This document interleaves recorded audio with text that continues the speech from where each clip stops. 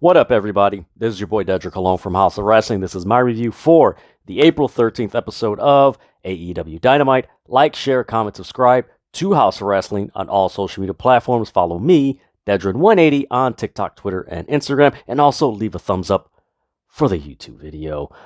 Wow, this AEW Dynamite, we are going to remember for a long time. For majority good reasons and for very few how do I put it? Very underwhelming reasons. Not gonna say bad or anything. It was just certain things that you do a tweak here and there. This would probably go down as one of the best Dynamites ever if it wasn't for the, I would say, two moments that were somewhat underwhelming. But overall, man, I enjoyed the show. I know Twitter right now, as I'm recording this, there's a lot of takes and rants on the ending of AEW Dynamite. The unfortunate thing is that some of these takes have gone into the racial spectrum, which it's uncalled for. I mean, it's wrestling. Come on, folks. Like, there's no need for this. But this this program started with CM Punk versus Penta. This is a matchup I did not anticipate seeing for a very long time. This matchup and this type of matchup was something that AEW was doing when it first started in 2019. Like these matchups that you didn't know you wanted to see, but you're like, oh man, I really want to see this. This was a really good match. The crowd throughout the whole night was just loud and rowdy. Rowdy as far as entertaining, and rowdy as far as just you could feel the energy and just the excitement that they had for this whole show. There was a lot of Punk and Penta chants. I love the counter from the GTS by Penta. He got out at the one time. Then he tried to do it a second time and didn't work. Punk countered. He tried to do a springboard. Punk countered, hit him and everything. But man, this was a match.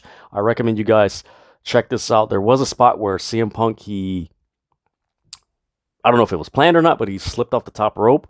It was like, ooh, he landed. It looked, because it was so fast, it looked like he landed awkwardly on his leg. But he finished the match and everything. But no, I recommend you guys check this match out. It was very fun.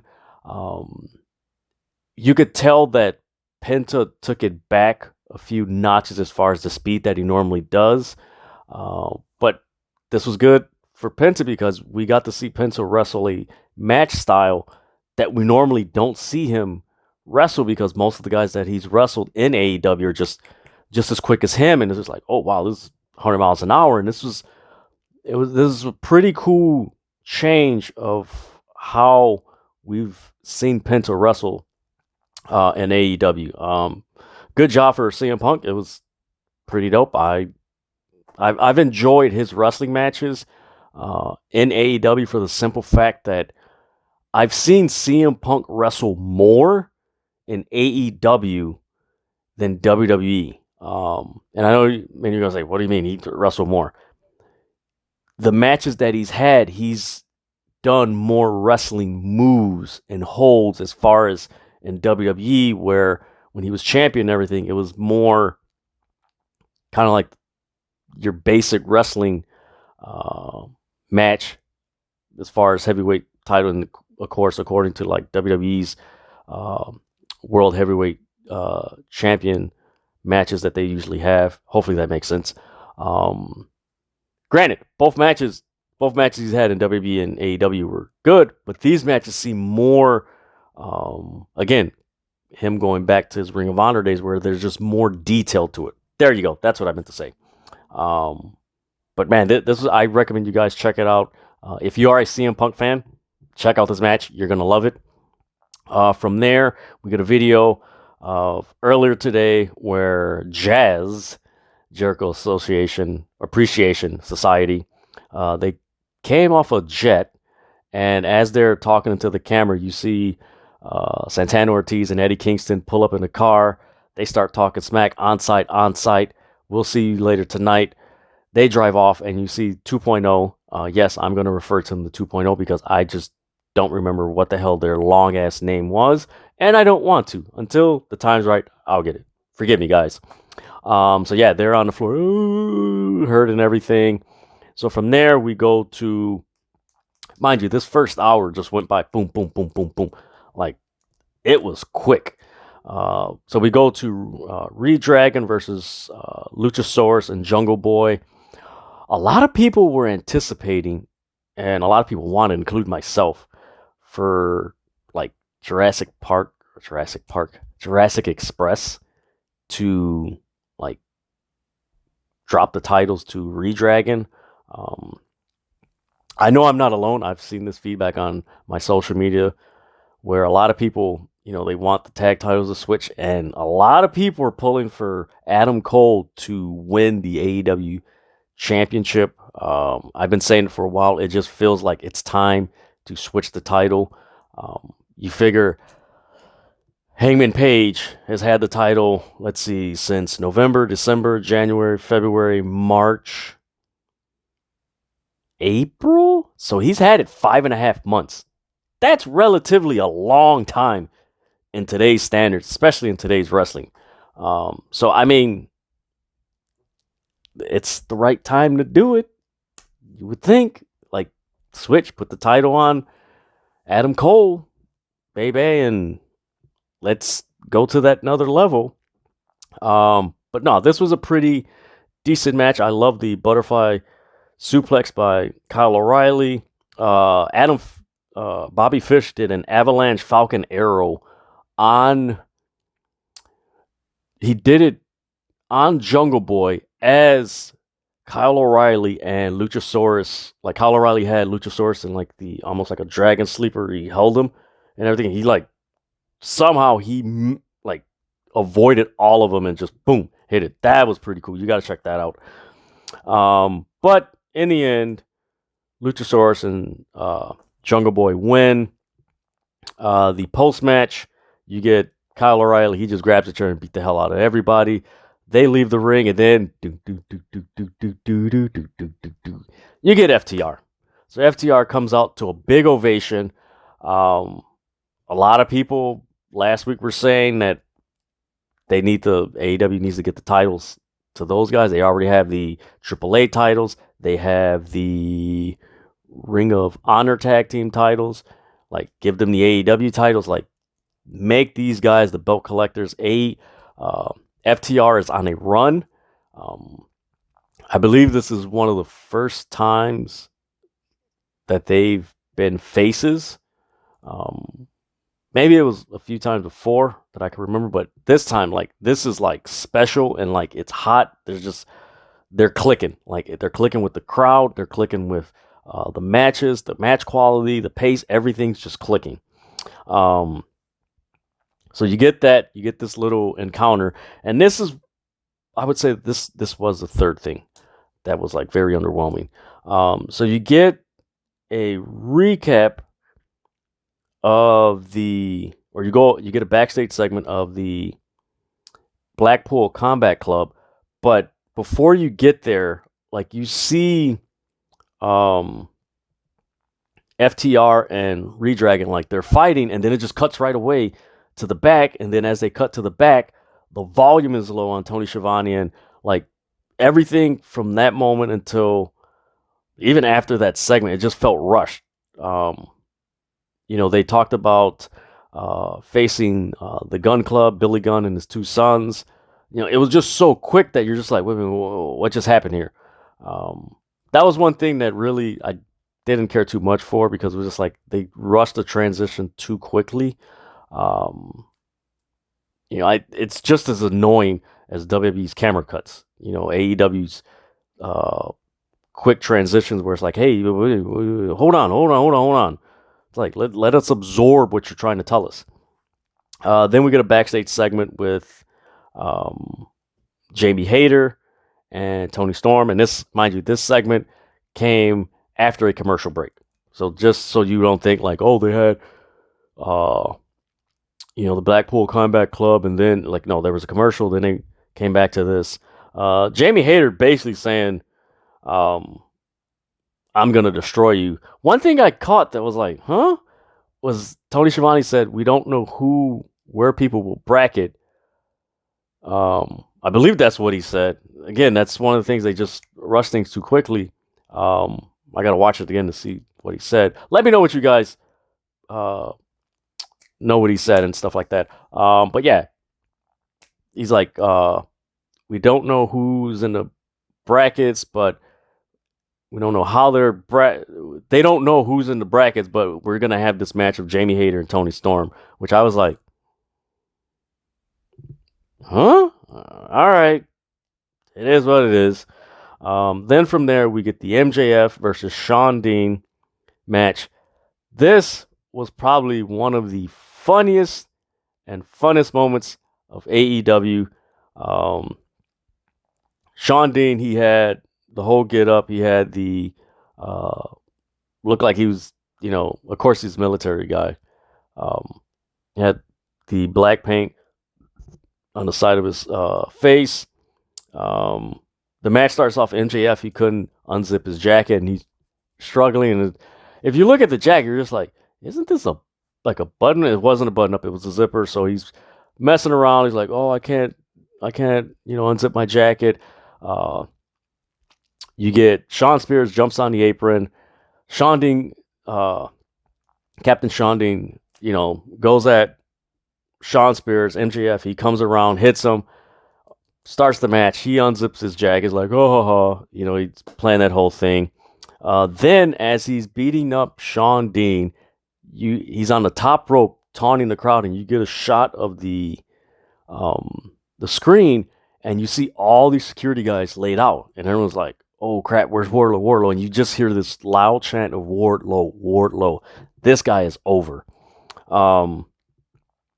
Then from there, you get, he's still beating him up, and then he goes outside, and then you just see this big dude with a mask on, walks right behind MJF, takes his mask off. It's Wardlow, and this crowd they're going nuts. The guy right next to Wardlow is like, oh my god, oh my god, oh my god, oh my god, oh my god. It's like, oh man, it's like, man, that's dope. Like this crowd tonight made this Dynamite 1,000 times better than, I'm not gonna say what it should be, but they just made 1,000 times better because it was so entertaining. Like this crowd made it so entertaining.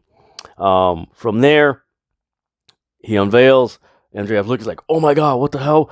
So he just sprints underneath under the bottom rope. Wardlow chases him. Then you get nothing but security guards just coming, and Wardlow he beats the hell. There was one security guard that he power bombed on the top on the apron. It was like I'm like, I hope they're paying that guy good money because that bump looked nasty. I'm like, damn. So from there, he's just beating up all of them. Then the crowd is chanting, Wardlow, Wardlow, Wardlow. Mind you, while all this is happening, the match is still going on, and MJF has been outside the ring the whole time. So the ref is counting the 10 count. MJF grabs the mic. He's like, whoa, whoa, whoa, whoa, whoa, whoa. Whatever Tony Khan is paying you, I will triple it if you don't count the 10. The moment he says that, and it was quite ironic because Shawn Spears was there, you get the whole crowd chanting 10, 10, 10, 10, 10. And the ref looks around. 10. He counts it. MJF gets a count out. I believe this is the first AEW count out ever in the 3-year history that AEW has existed, or 2.5 year, whatever you consider. This is the first AEW count out. This was crazy. The crowd went nuts. MJF is just like, what? Yes, MJF got counted out, and this is the second loss that MJF has had to Captain Shawn Dean, which was pretty crazy. We get a video package next from Darby Allin. Typical Darby Allin video package. If you're a fan of his, you enjoyed it and everything. And he's talking, and he's like, pretty much gives a message to Andrade. I'm gonna put you in a coffin. So we're gonna get a coffin match between Darby Allin and Andrade El Idolo. That should be fun. That should be good. Really looking forward to that one. Then from there, we get a video package from the House of Black. I love Malachi Black. This guy is so damn creepy, mysterious, enigmatic, and you just want to see more of him. So he basically, like, the camera cuts were really, the way this was shot was really cool. And he basically gives this promo saying you should be afraid of the shadows, which is like, okay, where's like it? I don't know who he was speaking this to. If you guys know who he was speaking to, comment below and let me know. I don't know who he was speaking to, but it was so damn good and just so intriguing. Like, okay, I know he still has this feud with the Death Triangle, but like, is he going after anybody else? Mind you, in this whole video, Brody King wasn't there, or Buddy Matthews wasn't there, so he's like, I'm by myself. It's like, so who is he going after? I personally thought it was going to be Samoa Joe at the end, which I was totally wrong about that. Then we get the match between Jericho Association, the Jericho Appreciation Society, versus, I call them LAX, but it was Eddie Kingston, Santana, and Ortiz. This was a pretty cool night or match. The crowd was singing Jericho's theme, which I wish they would change his song because it's so damn annoying. They did do a slight alteration. One of the 2.0 guys, basically, I think at the beginning, he's like, you need to appreciate Chris Jericho, and dan dan dan dan dan dan. Judas and your mind. Can't stand that song. Then as Eddie Kingston, Santana Ortiz, they come out to a big ovation. I like that Eddie Kingston paid tribute to the Junkyard Dog, and mind you, this is in New Orleans. He had a white T-shirt that said "Thump" on that. The thump was JYD's finishing move, and that was his signature saying, "We gonna thump tonight." Power slam. That was pretty dope. This was just a chop fest between Santana and Ortiz and Chris Jericho. Kingston was beating the hell out of Daniel Garcia outside, in the ring, like all over.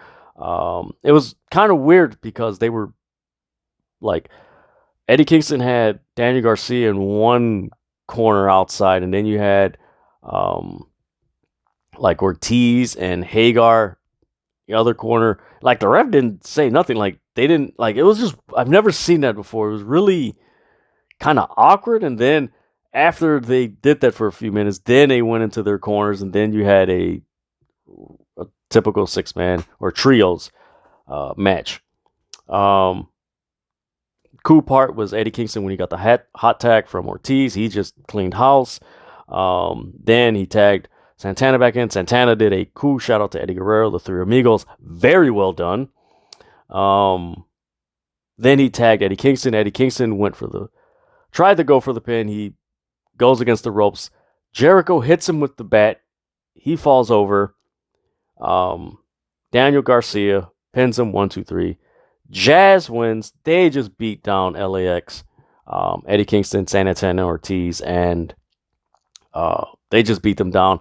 The way it was shot and the way everything played out, it was kind of like you were waiting for, like, okay, who's the other two guys that are going to even this up? Because ever since this feud has started, it's 5-on-3. So the big mystery is like, okay, who is going to help Santana Ortiz and Eddie Kingston? Like, who are the two guys that are going to even this up? Where we're like, okay, this is what's going to happen. Then from there, we get Marina Shafir versus Sky Blue. This match, mind you, up until this point, you had an MJF promo. Basically, he's a prodigy. He had paid Andrade's assistant. So you're going to get Butcher versus Wardlow. I'm cool with that. Wardlow's gonna beat the hell out of him. So mind you, up until this point, you have the backstage segment with MJF, and before that, you just have this crowd, basically hot, like they're into it. And then we come to the Marina Shafir and Sky Blue match.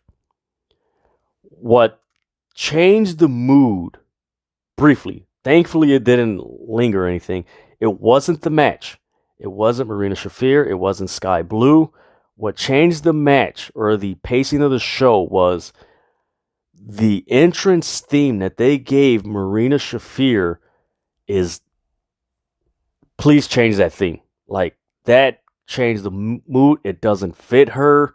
I tweeted this. It reminded me, I don't know if you guys remember WCW Maestro. Google it. He was a guy that played, she came out to like classical music that didn't fit her. Mind you, she's a part of the Four Horsewomen with Ronda Rousey. Was it Shayna Baszler? I believe Sonya. I can't remember who else is part of that group, but she's a part of that group. And like, as soon as you heard that music, you were expecting it to, kick in a rock beat. It just kept on playing. It was just like, okay, like, and that's what kind of threw the match off. You did have Jade Cargill baddie section, and apparently Red Velvet, Kiera Hogan are a part of Jade Cargill's baddie section. Not complaining. I wish they would have had more shots of the baddie section, just emphasizing like, okay, this is Jade Cargill's section. I mean, it was a quick match. Marina Shafir won with a submission hold, but like, what threw the match off was that entrance thing. For me, that's what threw it off. It was just like, it took me out of the match because it's like, every match up until that point, you got into it, and then that entrance thing just like took you like, this don't, huh? It's like Ronda Rousey coming out to, did the Genius have? No, the Genius didn't have music. Like some classical, like it doesn't fit. I hope they change it up. Yeah, that interesting was not it for Marina Shafir. From there, we get a backstage segment with Hook, and he's interrupted by Mark Sterling. And Mark Sterling, it was actually revealed on social media that his newest client is Tony Nese. Tony Nese challenges basically, suggests like the only reason you're here is because, your dad and nepotism and stuff like that. So they try to do it and, fight, and Mark Sterling like, no, not here, later.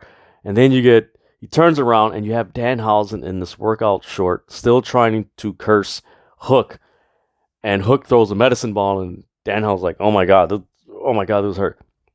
For me, this was the best segment that included Danhausen and Hook. The other two just really, the first encounter, okay. The second encounter really didn't click. This one is like, all right, you had someone there. It wasn't too long. It was okay. I'm interested to see where this is going to go with Danhausen and Hook. If he's going to team up with them or is he going to lead to something? It's really interesting how this is going to play out. From there, we get a backstage segment with Men of the Year. Scorpio Sky is basically challenging Sammy Guevara. I believe that's going to be at Battle of the Belts this Saturday. That's going to be a stacked card. Unfortunately, I'm going to have to watch it later because I'm going to be attending the New Japan Pro Wrestling Windy City Riot, which I will have a review for that night. But yeah, we're going to get that this Saturday. Then we get my favorite match of the night, Powerhouse Hobbs, Ricky Starks versus Keith Lee and Swerve Strickland. Man, oh man, this crowd was chanting for both teams. Ricky Starks, of course, this was hometown coming. Many people were like, why did Keith Lee and these, Swerve Strickland lose? It's kind of a known fact that most of the time when a wrestler's in his hometown, he's going to win, which I have no problem with that. It does make sense that the hometown guy would have some advantage and just some extra motivation to win. This was a dope match. Swerve Strickland, whose house, Swerve's house. This was dope. There was a spot where Ricky Starks and Powerhouse Hobbs were outside. Swerve Strickland jumps on the top rope. Keith Lee's on the apron. He jumps on Keith Lee's chest, then does a moonsault on Ricky Starks and Powerhouse Hobbs. I've never seen that before. That was a dope move. Then you get Keith Lee. He did a spot where he leapfrogged, where Powerhouse Hobbs was gonna spear him. He leapfrogged over him, and Powerhouse Hobbs ended up spearing Ricky Starks. The crowd was just into it. Then you get Taz coming out. Keith Lee was going to perform it looked like a shoulder block or something. Keith Lee or Taz, he tripped him. Powerhouse Hobbs picked him up.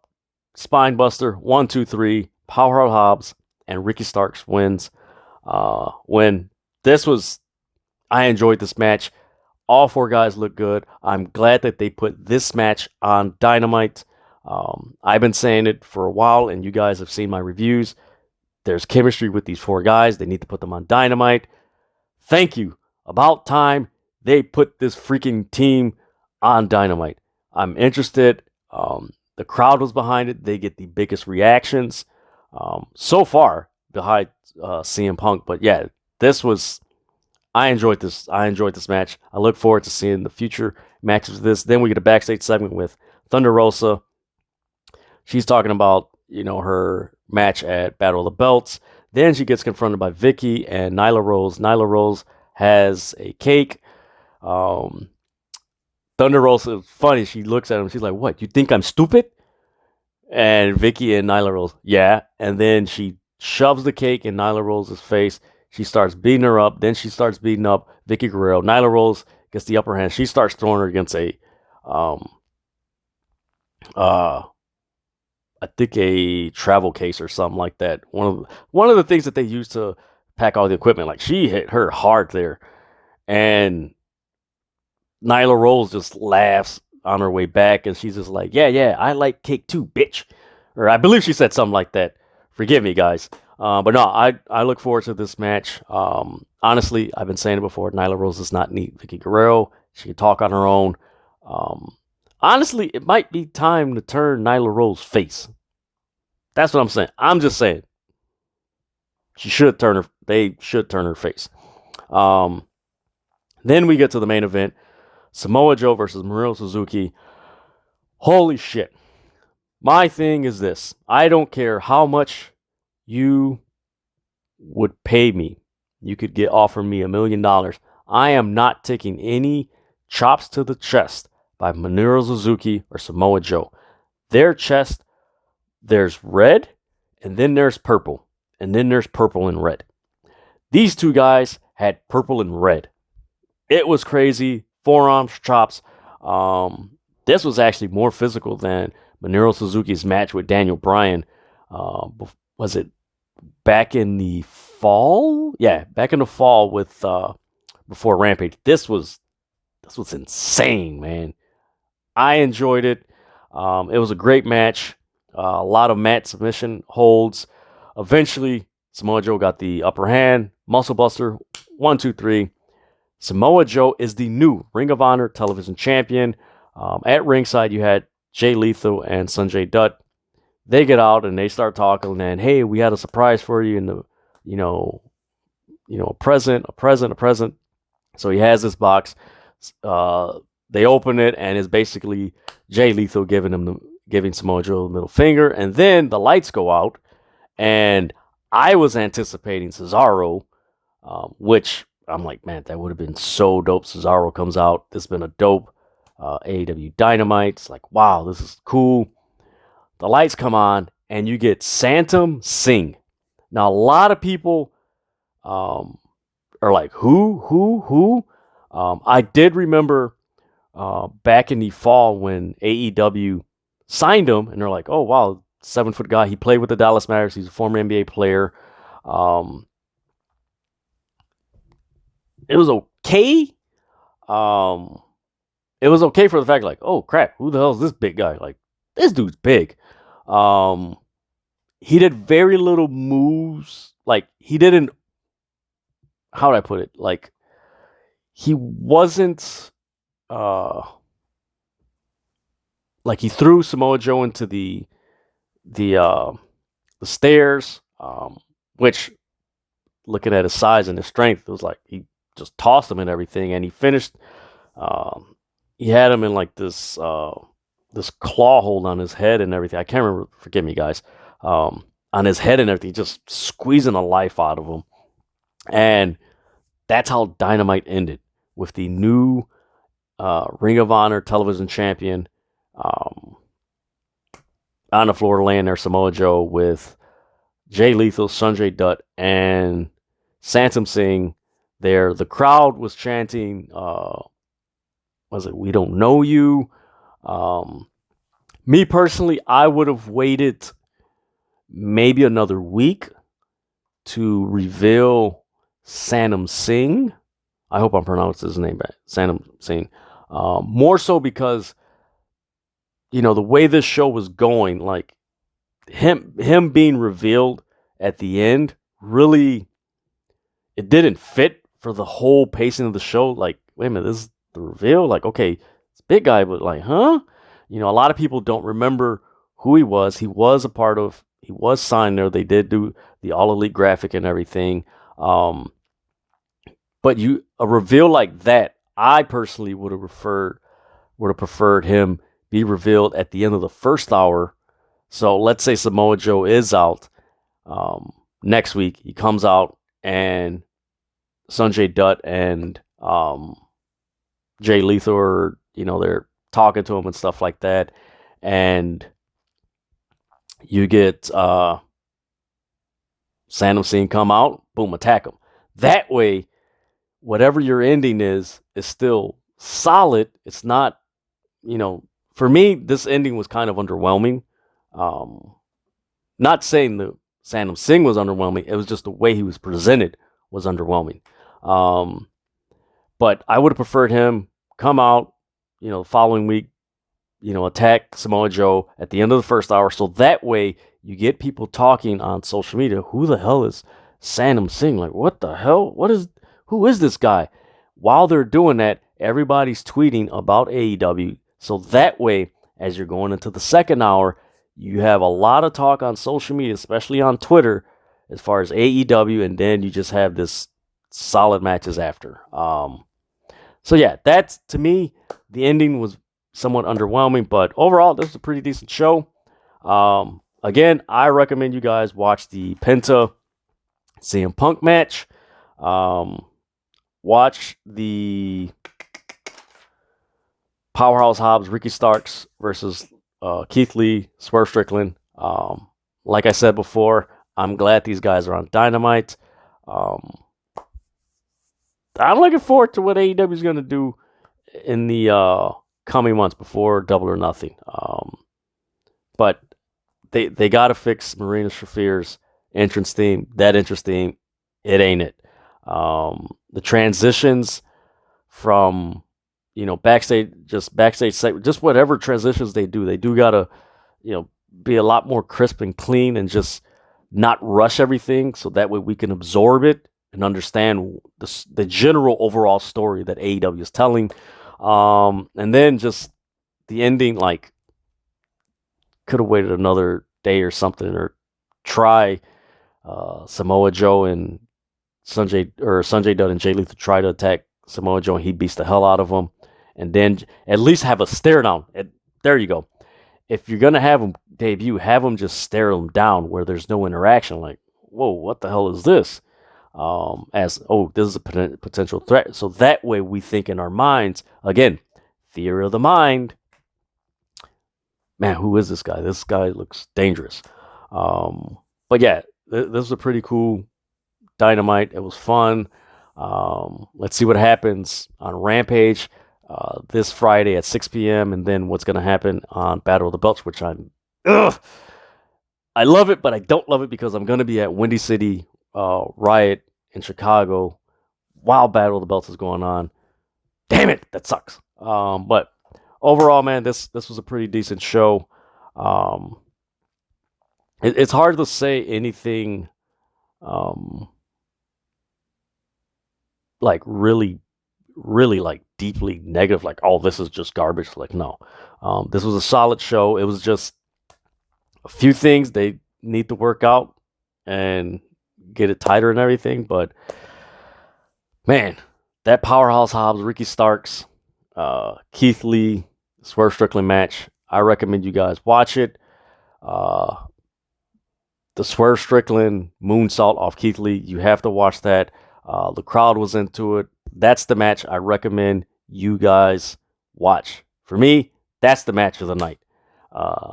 Those guys, they've been killing it on Rampage. They killed it on Dynamite. The crowd was behind them. You got 4 guys that have just taken their everything to the next level. So this is going to be fun. But yeah, man, that match, loved it. So yeah, this is my review for AEW Dynamite on April 13th. Like, share, comment, subscribe. Follow House of Wrestling on all social media platforms. Leave a thumbs up for the YouTube video. Follow me, Dedrian180, on TikTok, Twitter, and Instagram. Like I always say, stop fighting over wrestling. All right? There's so much good stuff coming on. Just enjoy it. All right? And with that,